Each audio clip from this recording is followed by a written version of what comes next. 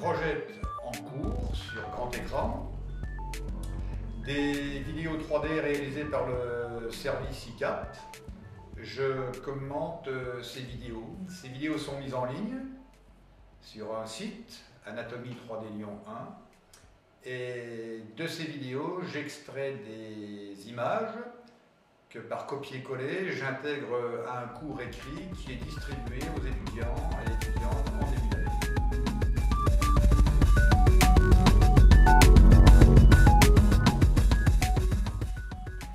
Ce sont les fonctionnalités de la technologie 3D qui semblent permettre aux étudiants de combattre certaines difficultés lors de l'apprentissage de l'anatomie, en particulier les difficultés de structuration de l'espace, la possibilité de créer des images mentales que l'on complexifie progressivement, et puis également les rotations mentales qui sont incessantes au cours d'un enseignement d'anatomie.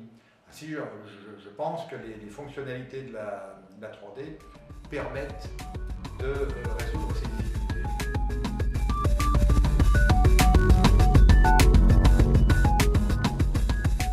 Alors là, l'impact majeur, c'est que la technologie 3D répond aux attentes des étudiants. Lorsqu'on les interroge en début de formation sur les supports qu'ils souhaitent voir utilisés par l'enseignant, on peut constater que la technologie 3D est plébiscitée.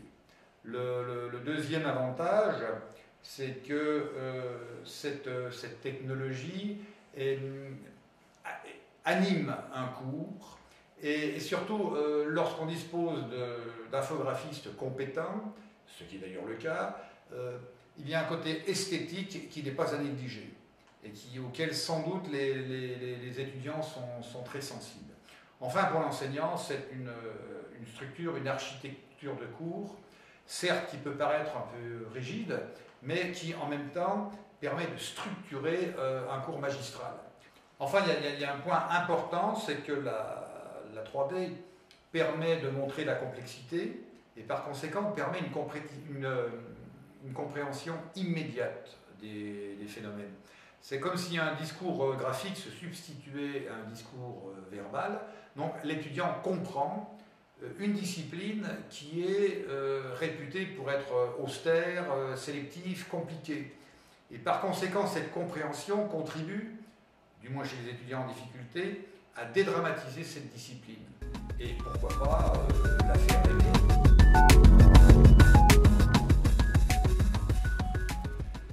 Je leur conseillerais d'abord d'utiliser les fonctionnalités de la 3D, mais à plusieurs conditions. La première, c'est d'avoir du temps, beaucoup de temps, énormément de temps.